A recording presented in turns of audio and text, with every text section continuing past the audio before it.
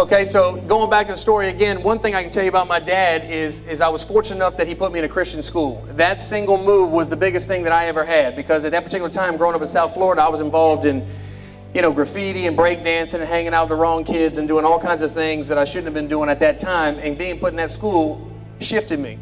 In 6th grade was when I accepted Jesus Christ as my Savior, which was a radical shift in my life.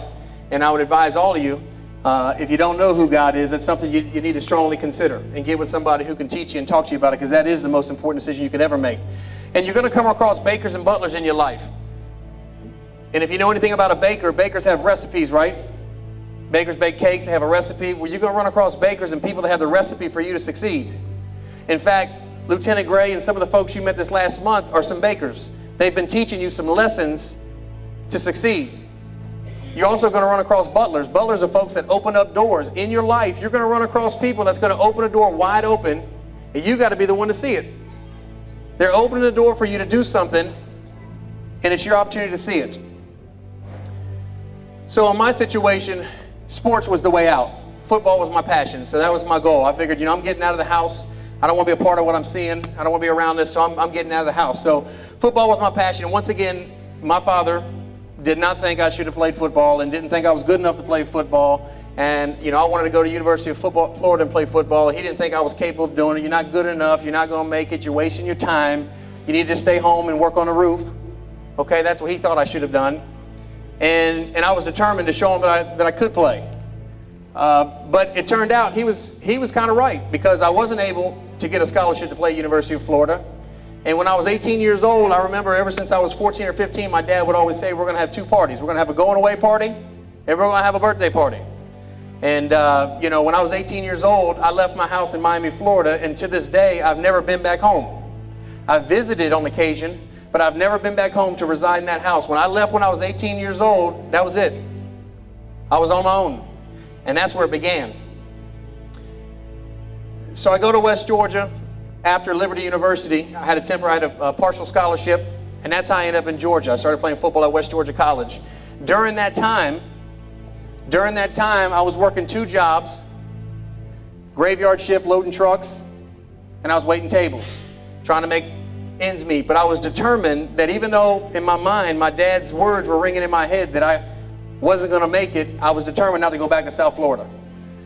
So that was something I knew I didn't want to do.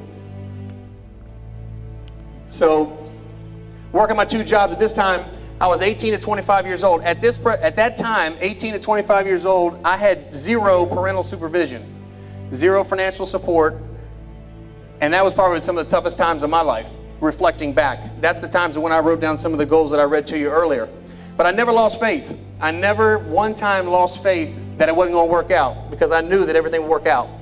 I never lost faith in that. In fact, there was many holidays, many Christmases, many Thanksgivings where I was in an apartment by myself, and it wasn't fun. I didn't enjoy it, but at the same time, it was building me, it was molding me, it was making me who I am today. It was all the things prior to you seeing who's on the TV. It was stretching me, it was growing me, making me a better individual. So I got in the business when I was 20 years old, started selling cars. I was going to be a teacher and a coach is what I was going to do for a living. And somehow God put me in the car business, so I started selling cars. From selling cars to 28 years old, I became the general manager of a Honda store in Atlanta, and then from there, I went to Augusta and was a owner of a Toyota dealership, and now here in Milledgeville to buying this particular dealership here. But at the end of the day, I knew I wasn't going home to South Florida. So here's the deal. Everybody has a story. Everybody in the room has a story. My question to you is, what story are you writing for yourself right now? What's your chapter's going to look like? Because everyone's writing their book right now, and you're the one that's going to determine what the chapters look like. Is every chapter going to be positive? It's not going to be positive. Not every chapter, right? There's going to be some tough times. But you know what the book looks like. You got to learn to embrace the negative. A lot of people, when you get older, here's what's going to happen. You ready for this? Because there are people in this room, there are young folks in this room that's going to be something powerful one day. And people are going to look at you down the road, and they're going to see you when you're successful, when you paid the price. And they're going to see what you've become. And they're going to look at that glory, but they're not going to know the story. See, they're going to want to play like you play when you're older and successful, but they didn't want to practice like you practice to get there. It's up to you to determine that you're going to stay determined and stay focused. And make sure, more importantly, in the world we live, make sure that you don't make bad decisions where your story doesn't get cut short. You know, they say that the average man lives to 72 years old, the average female lives to 78. I'm 36, so I'm halfway home if the good Lord lets me live that long. But everybody in the room knows folks that have passed away way before they had 72 or 78. So the point is, tomorrow is definitely a gift. There is no guarantee. Just like you said earlier when you guys were speaking, you live in the moment, right? You learn to be in the moment and stay focused, right? That's your responsibility to do that. All right. Tightening it down here. Principle in life, take time to prepare. If you want to be better in sports, you got to prepare for it. If you want to be the smartest in your class, you got to prepare for it. Okay? The bottom line is the largest room in the house is the room of improvement. Everybody in here has got to continually stay and improving. Every day, all the time, without fail, no exceptions. The bottom line is you don't get in life what you want, you get in life what you prepare for. You got to stay prepared. You got to figure out and write down what you want and stay prepared, okay? Creating your great story. I got two things for you in creating your great story. Here's how you create a great story for yourself. There's a lot of ways to do it, but here are two ways. Number one is attitude. Number two is take self-responsibility. Looking at attitude, going even deeper, your behavior is a reflection of your heart. As you get older, you can see people's attitude by the way they respond every day. Okay, how they show up is a reflection of their attitude because it shows in the behavior. Your parents know when you have an attitude, don't you? Uh-huh. They know when you have an attitude. They know what's in your heart. They know what's going on. If you look at the word attitude, attitude in the alphabet is A is the first letter, right?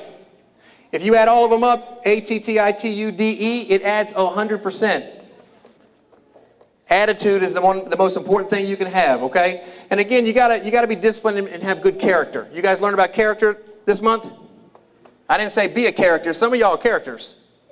Some of y'all, I taught having character. You gotta have good character. Okay, and then self-responsibility, guys. You gotta have self-responsibility. You gotta make sure that you understand it's your fault. Hear me now. It's your fault if you win or you lose. My son LJ's 6 years old, and he always wants to say how it's his sister's fault that he hit her. It's not his sister's fault. He chose to do it. You got to take self-responsibility, guys. Okay. Got some more money. Y'all like that? Oh, now we got volunteers. Okay, let me ask you a question. Okay, hold on. Let me ask you a question. This is the last thing right here. Y'all got to pay attention. It's the last thing right here. You ready? How many people would want this $20 bill? Okay, why would you want this $20 bill? Tell me why. Okay, that we have a lot of money. Okay, you want this $20 bill because it has value, right? Okay, hold on. Check this out. Hold on now. Well, hold on a minute. Hold on.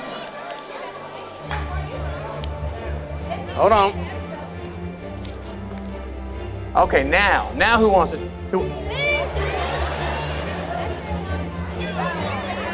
Oh, you still think it has value? Okay, listen right here. You ready? Listen to me. This $20 bill is just like you. Throughout your whole life, you're going to get stepped on, kicked on, ripped, talked about, the whole deal. You always have value. Don't ever forget that. Thank you very much. Take care, buddy.